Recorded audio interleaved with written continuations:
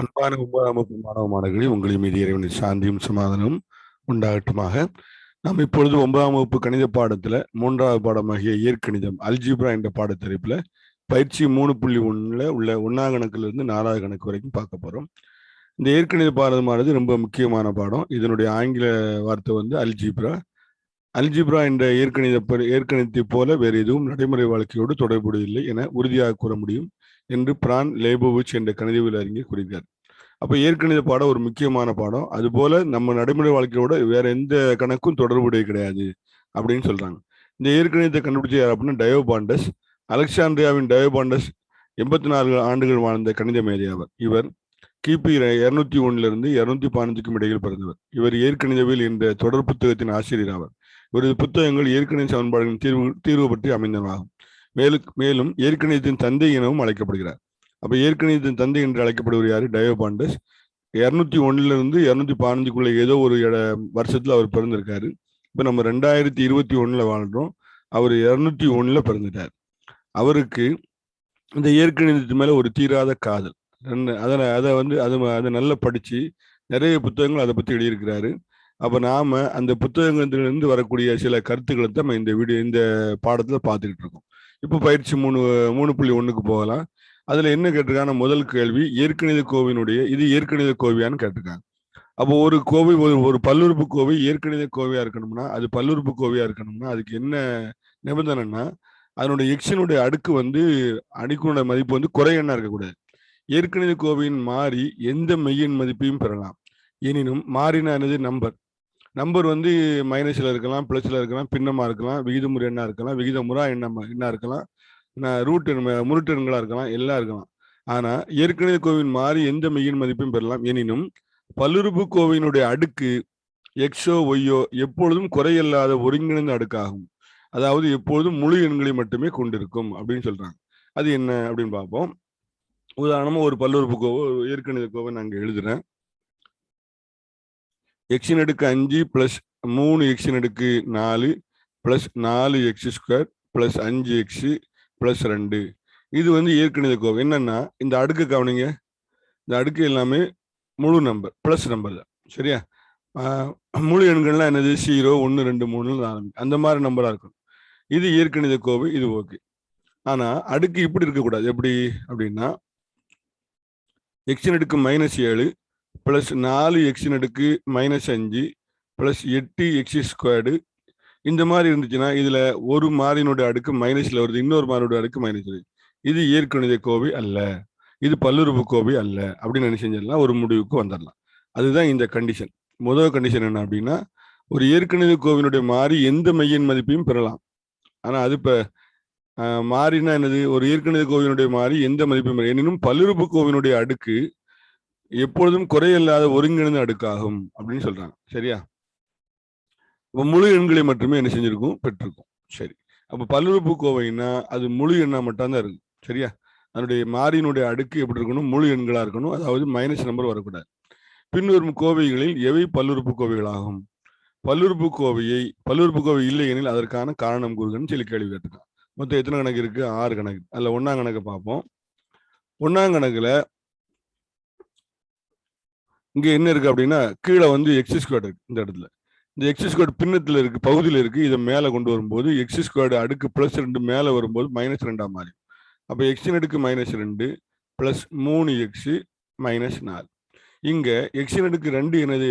எக்ஸின் அடுக்க பாருங்க, எக்ஸினுடைய அடுக்கு பாருங்க, குறை என்ன இருக்கா? அப்போ எக்ஸின் அடுக்கு -2 என்ற குறை எண்ணாக உள்ளது.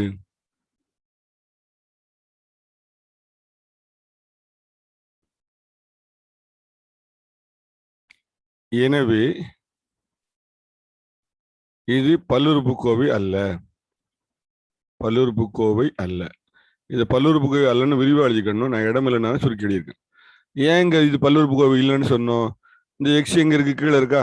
இதை மேலே கொண்டு வரும்போது எக்ஸின் அடுக்கு +2 பகுதிக்கு வரும்போது எக்ஸின் அடுக்கு -2 ஆயிரு. அப்ப இது இந்த இயற்கணித கோவையில எக்ஸினுடைய அடுக்கு இப்போ என்ன ஆயிடுச்சு? குறை என்ன ஆயிடுச்சு. அப்ப எக்ஸினுடைய அடுக்கு குறை என்ன இருந்ததுனால இது கண்டிப்பா என்ன கிடையாது? பல்லுறுப்பு நிபந்தனையின்படி இது பல்லுறுப்புக்கோவை கிடையாது. சரியா? 2ஆம் கணக்கு பாவம். ரெண்டாம் கணக்குல என்ன சொல்றாங்க அப்படின்னா X squared minus X minus ஒன்னு இருக்கு. சரி, X squared into X minus ஒன்னு இருக்கு. இப்போ இதை இந்த எக்ஸ் ஸ்கொயர்டை வச்சு இதையும் பெருக்கி ஒரு புதிய பல்லுறுப்புக்கோவை எழுதுவோம். X squared into X minus X squared into ஒன்னு. ஏன்னா இது பெருக்கல்ல இருக்கு இடையில. அப்ப இதை பெருக்கிட்ட ஒரு பல்லுறுப்புக்கோவை கொண்டு வரணும். எக்ஸ் ஸ்கொயர்டையும் எக்ஸின் அடுக்கு ஒன்னையும் பெருக்கும் போது அடுக்குகளை கூட்டணும். பல்லுறுப்புக்கோவினுடைய சரி மாறிகளோட பெருக்கும் போது மாறிகளுடைய பெருக்கல் விதிப்படி ஒரே மாதிரியை போட்டுட்டு அந்த ரெண்டு அடுக்கையும் கூட்டி ரெண்டையும் ஒன்னையும் கூட்டினா எத்தனை 3. அப்ப எக்ஸின் அடுக்கு ரெண்டையும் எக்ஸின் அடுக்கு ஒன்னையும் பெருக்கும்போது எக்ஸின் அடுக்கு 3 ஆயிரும். இங்க ஒன்னை வச்சு எக்ஸ் ஸ்கொயர்டை பெருக்கும்போது ஒன்னை வச்சு எந்த நம்பரை பெருக்கணும் அதே தான். இப்போ மைனஸ் எக்ஸ் ஸ்கொயர். இப்போ இந்த இடத்துல மாறியினோட அடுக்கு கவனிங்க, இங்கேயும் பிளஸ் இங்கேயும் பிளஸ். தேர்ஃபோர் இது ஒரு பல்லுறுப்புக்கோவை ஆகும். ஏன் பல்லுறுப்புக்கோவை ஆகும்னு சொல்றோம்?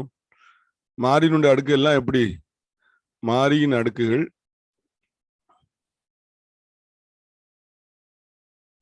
முழு எண்கள் அப்படின்னு பிராக்கெட்ல எழுதிக்கணும். சரியா? எனவே இது ஒரு பல்லுறுப்புக்கோவை. அடுத்தது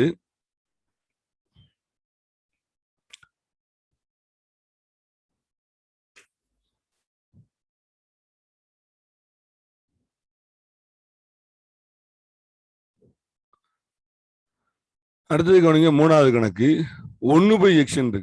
இந்த 1/x இந்த எக்ஸுக்கு கீழே இப்போ என்ன இருக்கு அப்படின்னா 1 இருக்கு. இந்த 1/x இந்த கீழே உள்ள எக்ஸை மேலே கொண்டு வரும்போது என்னது ஆயிரும் அப்படின்னா மேலே 1 மட்டும்தான் இருக்கு. அப்போ எக்ஸின் அடுக்கு -1 ஆயிரும்.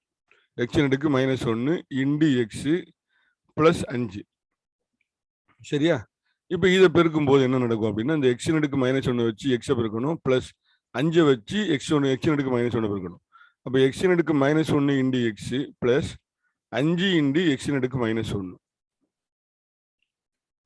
அப்போ எக்ஸின் அடுக்கு -1ஐயும் எக்ஸின் அடுக்கு 1ஐயும் பெருக்கும் போது இங்க எக்ஸுக்கு மேல அடுக்கு 1 இருக்கு. ரெண்டையும் பெருக்கும் போது என்ன ஆகும் அப்படின்னா இதை இன்னொரு விதமாகவும் செய்யலாம். இதை இந்த முறையை செஞ்சுட்டு அடுத்து அந்த முறைக்கு போகும். எக்ஸின் அடுக்கு -1ஐயும் எக்ஸின் அடுக்கு 1ஐயும் பெருக்கும்போது மாறிகளை பெருக்கும்போது அடுக்களை கூட்டணும். -1 பிளஸ் 1 இங்க 5 எக்ஸின் அடுக்கு -1. 1 -1ஐயும் பிளஸ் 1ஐயும் கூட்டினா என்ன ஆயிரும்? 0 ஆயிரும். அப்போ எக்ஸின் அடுக்கு 0 பிளஸ் 5 எக்ஸின் அடுக்கு -1. எக்ஸின் அடுக்கு 0க்கு என்ன விட அப்படின்னா 1. சரியா? சரி, எக்ஸின் அடுக்கு 0க்கு விட எத்தனை? 1 பிளஸ் 5 எக்ஸின் அடுக்கு -1. இப்போ கவனிங்க, இந்த இதுல வரக்கூடிய இந்த மாறியினுடைய மதிப்பு எப்படி இருக்கு அப்படின்னா -1 இருக்கு. முழு எண். இது முழு எண் அல்ல, இது என்னது? குறை எண்ணா இருக்கு. அப்போ குறை எண்ணா இருந்தா இது பல்லுறுப்புக்கு கிடையாது. சரிதானா? குறை எண்ணா இருந்தா இது என்ன கிடையாது? பல்லுறுப்புக்கு. என்ன காரணம்? பல்லுறுப்புகளுடைய கண்டிஷன் இல்ல, குறை எண்ணா இருக்கக்கூடாது. சரிதானா? சரி. therefore மாறினுடைய அடுக்கு குறை எண்ணா இருக்கு. எனவே இது பல்லுறுப்புக்கோவை அல்ல. சரி, இன்னொரு முறை சொன்னோம்ல, அது என்ன அப்படின்னா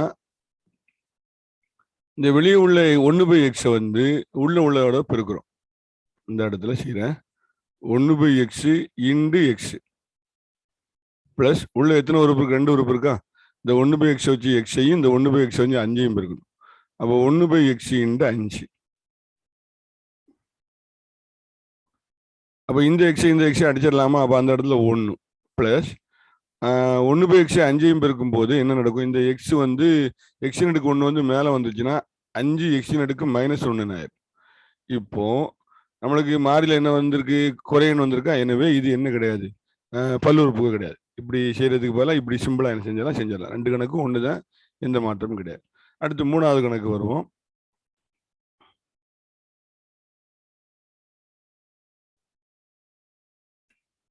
அடுத்து 4வது கணக்கு. 4வது கணக்குல என்ன இருக்கு அப்படின்னா இப்ப கவனிங்க, 1/-x-2 இருக்கு. இந்த x-2 மேல வந்துச்சுன்னா எக்ஸின் அடுக்கு +2 மாறி, இந்த -2 மேல வந்துச்சுன்னா எக்ஸின் அடுக்கு +2 மாறி, பிளஸ் இந்த x-1 அடுத்த உறுப்புல x-1 கீழே இருக்கு. அது தொகுதியை நோக்கி வரும்போது எக்ஸின் அடுக்கு 1 +1 மாறி +7. நம்ம இந்த கீழே இருக்கக்கூடிய அந்த பகுதி இப்ப எப்படி ஆயிடுச்சு அப்படின்னா என்ன ஆயிடுச்சு? பகுதியில அது தொகுதிக்கு வரும்போது பிளஸ் ஆயிடுச்சு. எக்ஸின் அடுக்கு 2 எக்ஸின் அடுக்கு 1 7 ஆயிடுச்சு. இப்ப மாறினுடைய அடுக்களை கவனிங்க, எல்லாமே என்ன நம்பர் ஆயிடுச்சு? முழு எண் ஆயிடுச்சு. therefore கவனிங்க, மாறியின் அடுக்குகள் முழு எண். மாறியின் அடுக்குகள் முழு எண்கள். therefore இது ஓர் பல்லுறுப்புக்கோவை.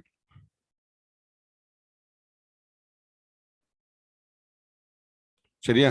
அப்போ மாறியினுடைய அடுக்கள் முழு எண்களா இருந்ததுனால பார்க்கறதுக்கு எப்படி இருக்கு, அது கீழே மைனஸ்ல இருந்துச்சு. அது தொகுதியை நோக்கி கொண்டு வரும்போது அது பிளஸ்ஸா மாறிடுச்சு. எக்ஸின் அடுக்கு 2 எக்ஸின் அடுக்கு 1 எங்கேயுமே அடுக்குல மைனஸ் வரல. எனவே இது என்னது பல்லுறுப்புக்கோவை தான். சரியா? அடுத்தது இங்க கவனிங்க, 5வது கணக்கு. இங்க மாறிக்கு கவனிங்க, எக்ஸின் அடுக்கு 2 எக்ஸ் எல்லாமே அடுக்கு எப்படி இருக்கு, பிளஸ்ஸா தான் இருக்கு. அப்போ இது நேரடியாகவே எழுதிடலாம். மாறியின் அடுக்குகள் முழு எண். முழு எண்கள் ஆகும். therefore கொடுக்கப்பட்டது ஓர் பல்லுறுப்புக்கோவை. இது வந்து பல்லுறுப்புக்கோவை, கொடுக்கப்பட்டது ஓர் பல்லுறுப்புக்கோவை ஆகும். சரியா? சரி, அப்போ 1ஆம் கணக்குல எத்தனை கணக்கு, 6 கணக்கு கொடுத்துருந்தானா? இப்போ 6வது கணக்கு பார்ப்போம். 6வது கணக்குல நல்ல கவனிங்க, எம்மின் அடுக்கு 2 பிளஸ்ல இருக்கு. இங்க எம்மின் அடுக்கு 1/3. இதை முதல்ல எழுதிக்கிறேன்.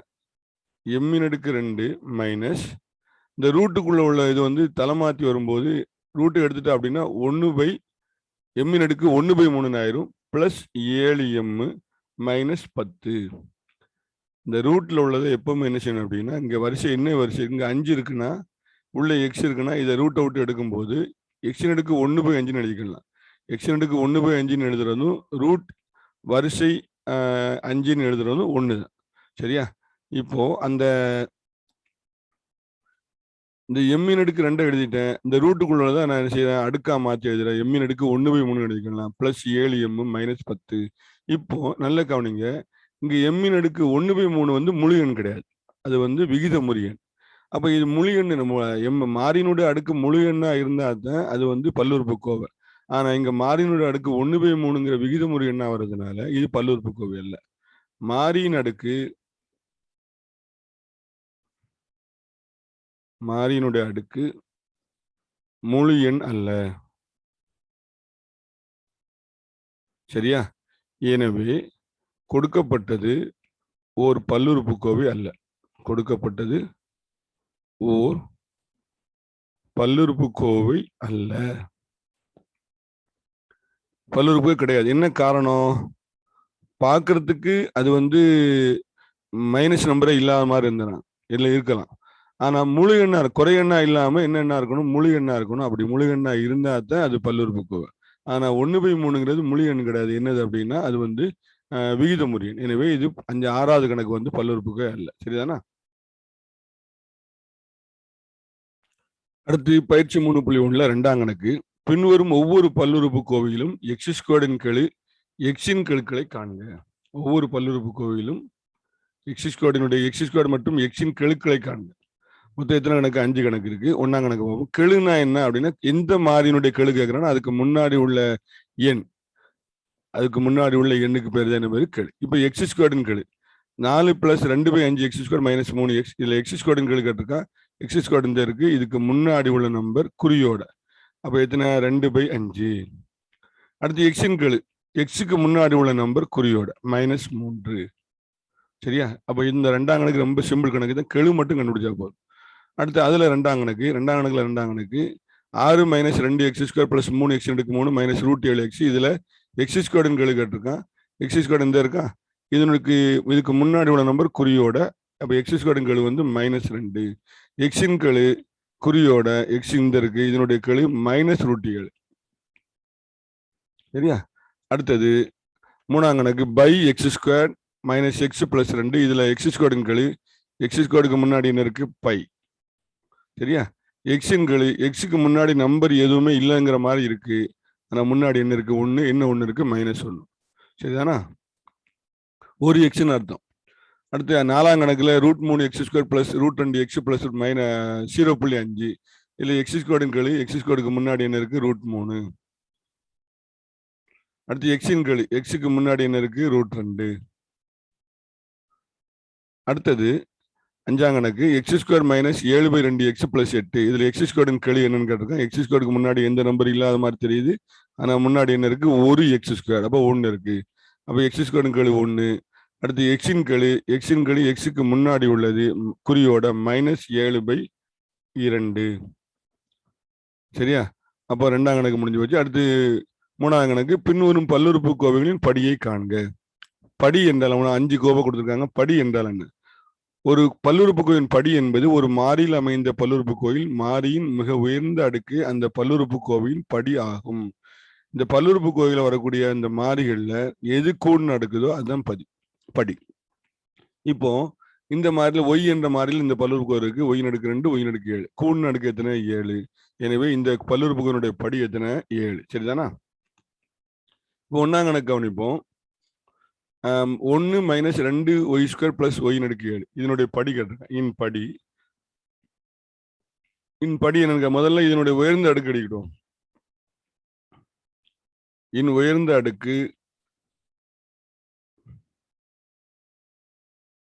7. சரிதானா?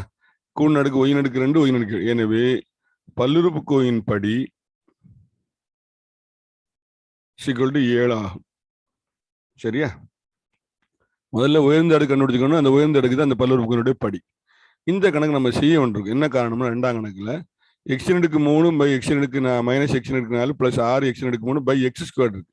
இதை செஞ்சு பின்னத்துல x² வரக்கூடாது. இதை செஞ்சு முடிச்சதுக்கு அப்புறம் அது மிச்சம் வரக்கூடிய பல்லுறுப்புக்கோவையினுடைய உயர்ந்த அடுக்கு தான் அந்த கோவிலுடைய படி. அப்ப x3 இந்த x² இதுக்கும் தனித்தனியா வகுத்துருவோம். x3/x² -x4/x² + 6x6/x². இப்போ ஒரு ஒரு 2 மாறிகளை வகுக்கும் போது அடுக்குகளை கழிச்சு போடணும். இங்க 3 இங்க 2. அப்ப 3ல இருந்து 2 கழிச்சிருங்க. இதை அழிச்சிருங்க. 3ல இருந்து 2 கழிச்சா எத்தனை? 1. இங்க 2 இங்க 4. இதை x² அழிச்சிட்டு இங்க 4ல இருந்து 2 கழிச்சா 2. இங்க 6 x2 இங்க x2 அழிச்சிட்டு இங்க 6ல இருந்து 4 கழி 6ல இருந்து 2 கழிங்க 4. அப்போ நல்ல கவனிங்க. x1 இப்போ இங்க -x², இங்க +6x4. இப்போ அந்த பல்லுறுப்புக்கோவை எப்படி ஆயிடுச்சுன்னா இந்த மாதிரி ஆயிடுச்சு.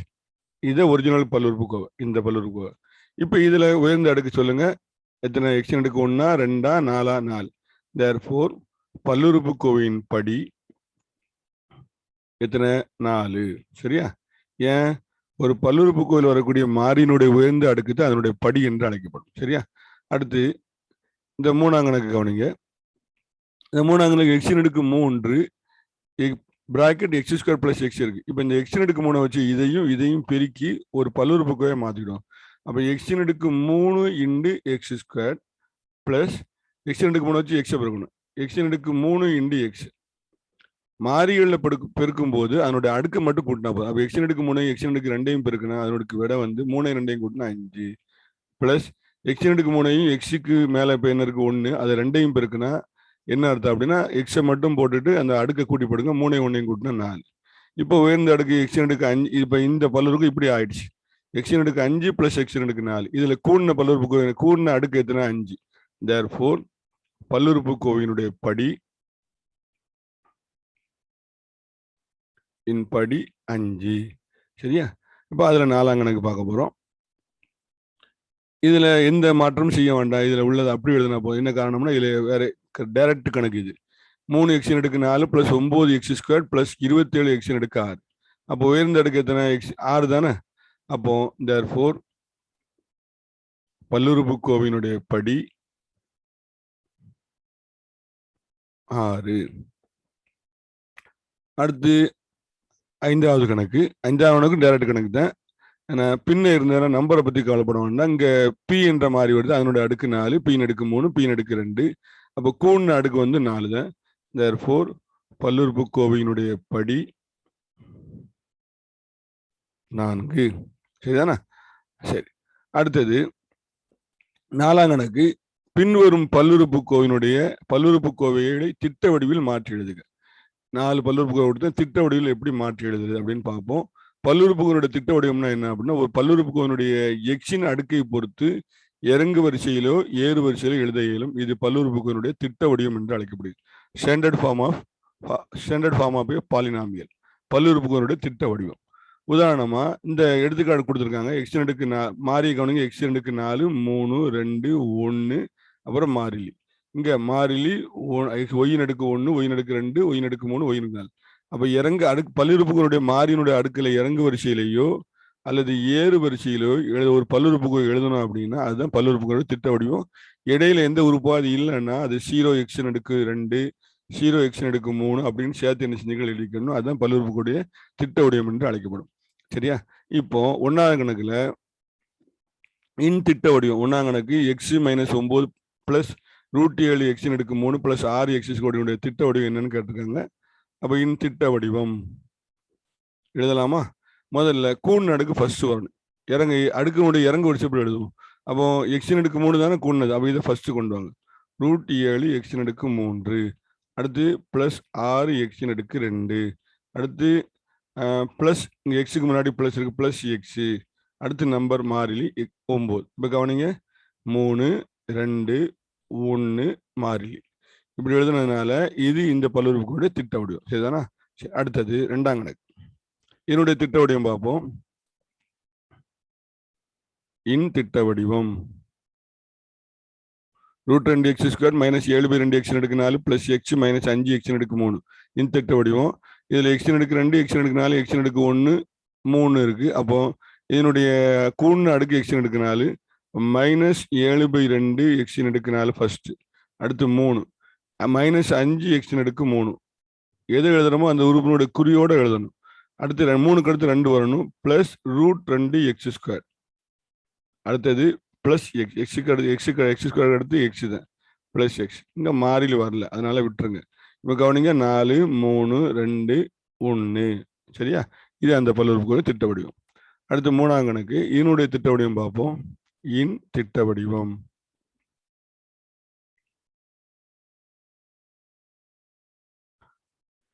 இப்போ கவனிங்க 7 எக்ஸ் அடுக்கு 3 minus 6/5 X square plus 4 X minus 1 இது திட்ட வடிவத்தில் இருக்கு. என்ன காரணம்? அடுக்கு 3 2 1 மாறிலி. அப்போ இது திட்ட வடிவத்தில் இருக்கு. அப்போ திட்ட வடிவத்தில் இருக்கு. அப்போ திரும்பவும் அதே மாதிரி திட்ட வடிவம் மைனஸ் 6/5 எக்ஸ் 7 எக்ஸ் அடுக்கு 3 minus 6/5 X square plus 4 X minus 1 அடுக்கு அடுக்கினுடைய இறங்கு வருஷப்படி இது அமைஞ்சிருக்கு. சரியா? அடுத்த 4ஆவது கணக்கு ஒய்யின் அடுக்கு 2 பிளஸ் 5 ஒய்யின் அடுக்கு 3 மைனஸ் 11 மைனஸ் 7y பிளஸ் 9 ஒய்யின் அடுக்கு 4 இன் திட்ட வடிவம். சொல்லலாமா? இப்ப கவனிங்க எது கூட? ஒய்யின் அடுக்கு 4 தான் கூட. அப்போ 9 ஒய்யின் அடுக்கு 4 அடுத்து ஒய்யின் அடுக்கு 3 பிளஸ் √5 ஒய்யின் அடுக்கு 3 அடுத்து ஒய்யின் அடுக்கு 2 பிளஸ் ஒய் ஸ்கொயர் அடுத்து ஒய் மைனஸ் 7/3 ஒய் அடுத்து நம்பர் மைனஸ் 11. அப்போ இப்போ கவனிங்க அடுக்கு கவனிங்க பல்லுறுப்புக்கோன் அடுக்கு 4 3 2 ஒய்யின் அடுக்கு 1 நம்பர். இதுதான் அந்த பல்லுறுப்புக்கோனுடைய திட்ட வடிவம். சரிதானா? அடுத்தது அதில் மொத்தம் 4 கணக்கு தானே? 4 கணக்கு. சரியா? இப்போ பயிற்சி 3.1ல் 1லிருந்து 4 கணக்கு வரைக்கும் நடத்திட்டோம். இந்த வீடியோவை பார்த்துட்டு மாணவர்கள் உங்களுடைய ஹோம்ஒர்க் நோட்டில் இந்த பயிற்சி கணக்குகளை செய்யுமாறு உங்களை கேட்டுக்கொள்கிறேன். அஸ்ஸலாமு அலைக்கும் வரஹ்மத்துல்லாஹி வபரகாத்துஹு.